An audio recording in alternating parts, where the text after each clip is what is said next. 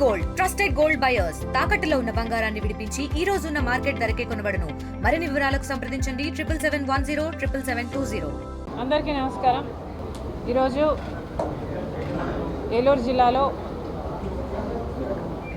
Congress party బలోపేతం కోసం Congress party నాయకులు కార్యకర్తలు అందరూ కలిసి విస్తృత స్థాయి సమావేశం ఏర్పాటు చేసుకోవడం జరిగింది. ఈ సమావేశానికి ముఖ్య ఉద్దేశం కాంగ్రెస్ పార్టీ బలోపేతం.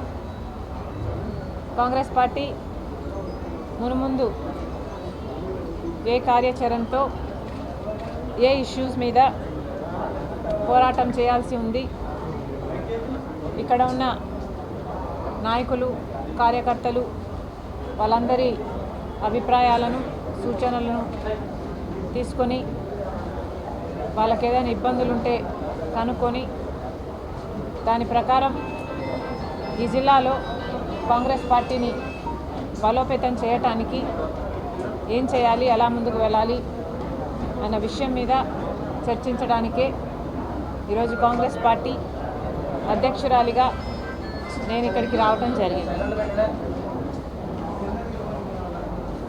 కాంగ్రెస్ పార్టీ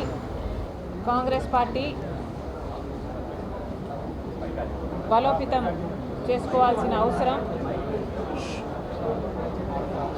ఈరోజు రాజకీయాల పరిస్థితులు చూస్తే కాంగ్రెస్ పార్టీని బలోపేతం చేసుకునే అవసరం మనందరికీ ఉంది.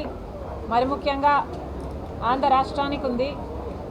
ఎందుకంటే గత 11 సంవత్సరాలుగా బీజేపీ అధికారంలో ఉంది. మోడీ గారు ప్రధానమంత్రిగా ఉండి కూడా విభజన హామీలలో ఏ ఒక్క హామీ అయినా ప్రత్యేక హోదా దగ్గర నుంచి మొదలు పెడితే ఏ ఒక్క హామీ కూడా ఈ రోజుటి వరకు ఆంధ్ర రాష్ట్ర ప్రజల చేతుల్లో పెట్టింది లేదు మోడీ గారు. ఈ పరిస్థితుల్లో ఒక్క కాంగ్రెస్ పార్టీ మాత్రమే విభజన హామీలలో ఏ ఒక్క హామీ నెరవేరాలన్నా కాంగ్రెస్ పార్టీ రాహుల్ గాంధీ గారు ప్రధానమంత్రి కావాల్సిన అవసరం ఉంది. అందుకే కాంగ్రెస్ పార్టీని బలోపేతం చేసుకోవాల్సిన అవసరం ఉంది. 11 సంవత్సరాలు అయింది. విభజన హామీలలో ఏ ఒక్కటి అంటే కనీసం ప్రత్యేక హోదా అయినా లేక పోలవరం అయినా రాజధాని అయినా కనీసం ఉన్న విశాఖ స్టీలు ప్రైవేటైజ్ కాకుండా ఆపుతాము అనన్న ఒక్క మాట కూడా ఇంతవరకు మోడీ గారు చెప్పలేదు.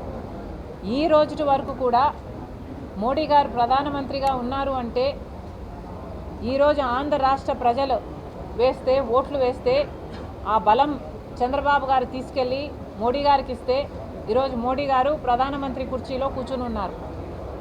మరి ఆంధ్ర రాష్ట్ర ప్రజలు వేసిన ఓట్ల వల్ల ఆంధ్ర రాష్ట్ర ప్రజల నాయకులు చంద్రబాబు గారు ఇచ్చిన మద్దతు వల్ల ఈరోజు మోడీ గారు ప్రధానమంత్రిగా ఉంటే కనీసం ఇప్పటికైనా మోడీ గారు ఆంధ్ర రాష్ట్ర ప్రజల గురించి ఆలోచన చేస్తారు, ఇప్పటికైనా మనకు మేలు చేస్తారు అంటే ఇప్పటి వరకు కూడా 1 సంవత్సరం దాటిపోయింది.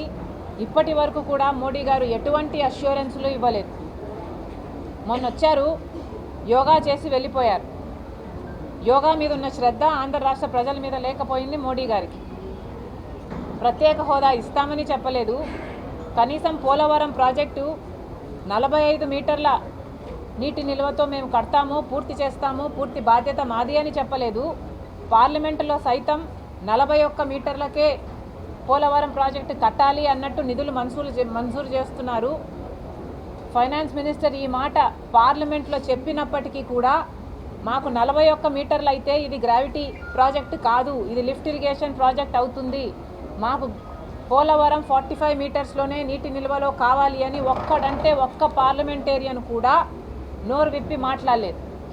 వైసీపీ ఎంపీలు ఉన్నారు, టీడీపీ ఎంపీలు ఉన్నారు, జనసేన ఎంపీలు ఉన్నారు, బీజేపీ ఎంపీలు ఉన్నారు. ఆంధ్ర రాష్ట్రానికి చెందిన ఇంతమంది ఎంపీలు లోక్సభలో రాజ్యసభలో ఒక్కడు కూడా నోరు విప్పి మాకు పోలవరం ప్రాజెక్టు గ్రావిటీ బేస్డ్ ప్రాజెక్టుగా యథావిధిగా 45 మీటర్ల నీటి నిల్వతోనే కట్టాలి అని ఒక్క మగాడు మాట్లాడలేదు.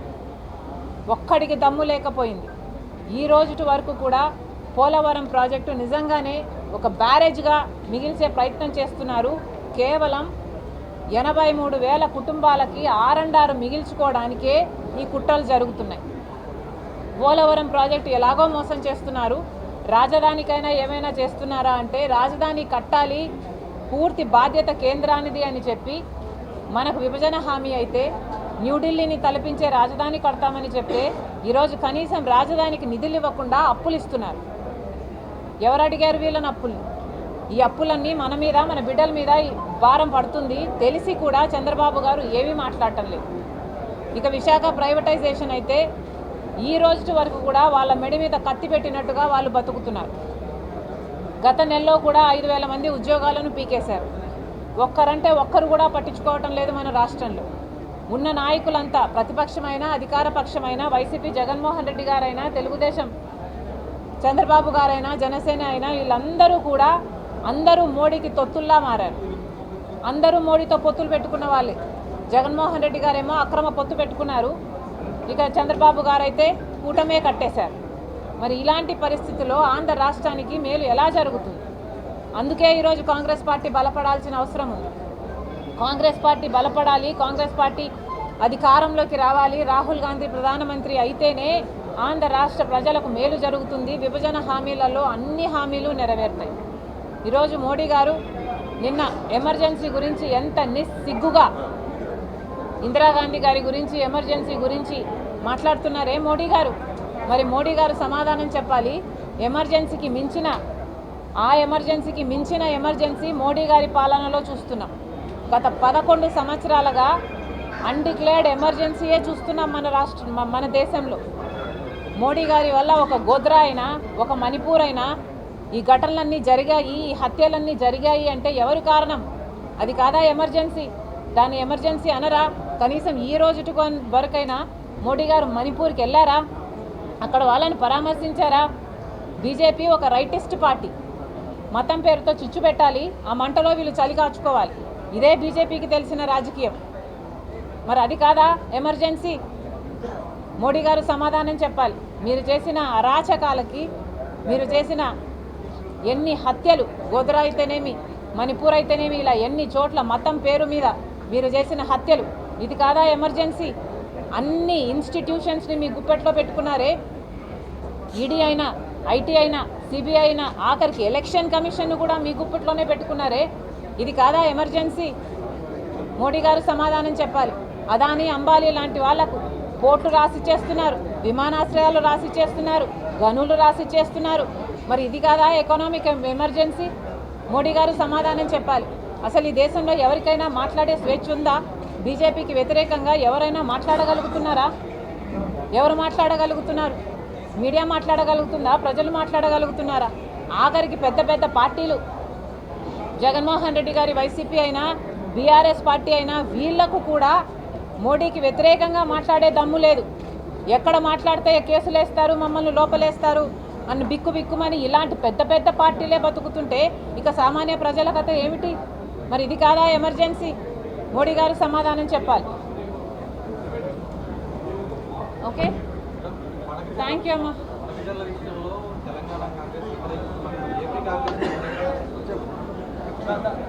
అమ్మా, గోదావరి మీదైనా, కృష్ణా మీదైనా ఉన్న ప్రాజెక్టులన్నిటి మీద తెలుగు ప్రజల హక్కు ఉంది. ఇది ఎలా సాల్వ్ చేసుకోవాలి అన్న దానికి ట్రిబ్యునల్స్ ఉన్నాయి. మన ప్రభుత్వం కూడా పూర్తి ప్రయత్నం చేసి మనకు రావాల్సిన హక్కుల్ని రాబట్టాలి. అందుకు కాంగ్రెస్ పార్టీ ఎప్పుడూ అడ్డు చెప్పదు. ఇక్కడ కూడా ఈ రాష్ట్ర ప్రజలకు కావాల్సిన అన్ని పార్టీలు కలిసే ఈ రాష్ట్ర ప్రజల మేలు కోసం కొట్లాడుతాయి. ఎవరు వ్యతిరేకించటం లేదు.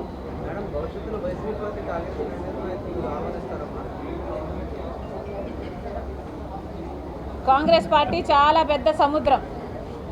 ఈ చిన్న చిన్న పార్టీలు అన్నీ ఉన్నాయే, ఇవన్నీ ఏదో ఒక రోజు కాంగ్రెస్ పార్టీలో కలవాల్సిందే. Why not?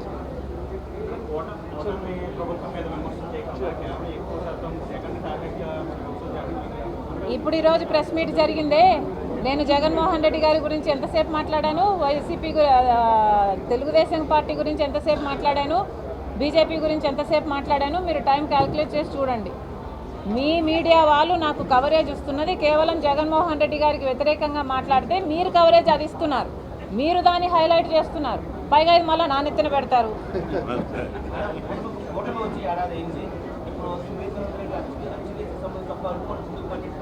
దేని గురించమ్మా?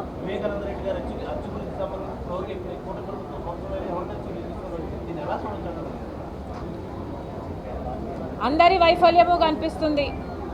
అసలు న్యాయానికి చోటు ఉందా లేదా అని బాధేస్తుంది.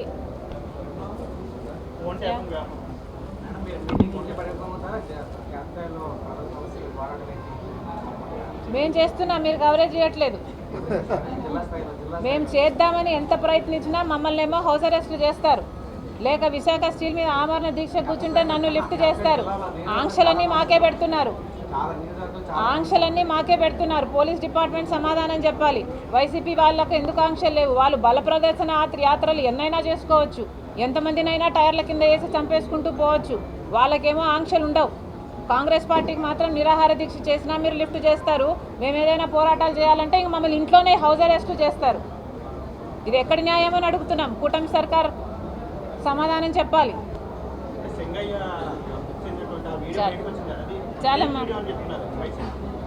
చాలమ్మా, నిన్న కూడా సమాధానం చెప్పాను. వినేవాళ్ళు ఉంటే ఏదైనా చెప్తారయ్యా. వివేకానంద రెడ్డి గారి హత్య కేసులో అన్ని ఆధారాలు కనిపిస్తున్నాయి. జగన్మోహన్ రెడ్డి గారికి అవినాష్ రెడ్డి ఇన్వాల్వ్ ఉన్నాడు అని సిబిఐ చెప్తుంది. అవినాష్ రెడ్డి గూగుల్ మ్యాప్స్ అయితేనేమి, వాళ్ళ ఫోన్ కాన్వర్జేషన్స్ అయితేనేమి, అవినాష్ రెడ్డికి హంతకులకి డైరెక్ట్ కాంటాక్ట్ ఉంది అని చెప్తున్నారు. అయినా కూడా అవినాష్ చేయలేదు, సునీతే హత్య చేసింది వాళ్ళ నాన్న అని చెప్పుకునే వాళ్ళకి ఇంకా ఎన్ని కేసులలో ఎన్ని ఫేక్ అంటారు వాళ్ళు ఫేకు. వినేవాళ్ళు ఉంటే చెప్పేవాళ్ళు ఎన్నైనా చెప్తారు. ఏలూరు జిల్లా కాంగ్రెస్ పార్టీలు అంతర్గత మున్నట్లు ఉన్నాయి. అది గత ఎన్నికల్లో బయటపెట్టారు. వాటిని సర్ది చేసుకుని ఎలా ముందుకెళ్ళి తీసుకెళ్ళిపోతున్నారు? సర్ది చేసుకోవడానికే నేను ఇక్కడికి వచ్చాను. కాంగ్రెస్ పార్టీ అంతా ఒక పెద్ద కుటుంబం. మాలో ఎన్ని విభేదాలున్నా కూడా మా అందరికీ ఒక విషయం అయితే తెలుసు. రాహుల్ గాంధీ ప్రధానమంత్రి అయితేనే ఆంధ్ర రాష్ట్ర ప్రజలకు విభజన హక్కులలో ఏ ఒక్క హక్కైనా సాధ్యం. కాంగ్రెస్ పార్టీ మంచి పార్టీ.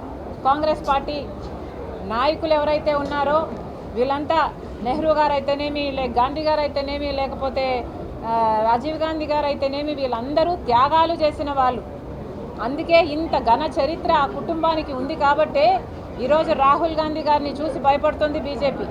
ఎలాగైనా సరే నెహ్రూను చెడ్డ చేయాలా, గాంధీని చెడ్డ చేయాలా, ఇందిరాగాంధీని చెడ్డ చేయాలా, ఆమె కొడుకుల్ని చెడ్డ చేయాలా, ఇంతమందిని చెడ్డ చేస్తే తప్ప రాహుల్ గాంధీ గారిని అణిచివేయలేరు అన్నది వాళ్ళ భావన. కానీ ఒకటైతే అర్థం చేసుకోవాలి, మీరు ఎన్ని కుట్రలు చేసినా కూడా రాహుల్ గాంధీ గారు వచ్చే ఎన్నికల్లో ప్రధానమంత్రి అవుతున్నారు. ఇండియా పాకిస్తాన్ ఉద్రిక్తతలపై లేటెస్ట్ అప్డేట్స్ కోసం డౌన్లోడ్ చేసుకోండి RTV లైవ్ యాప్.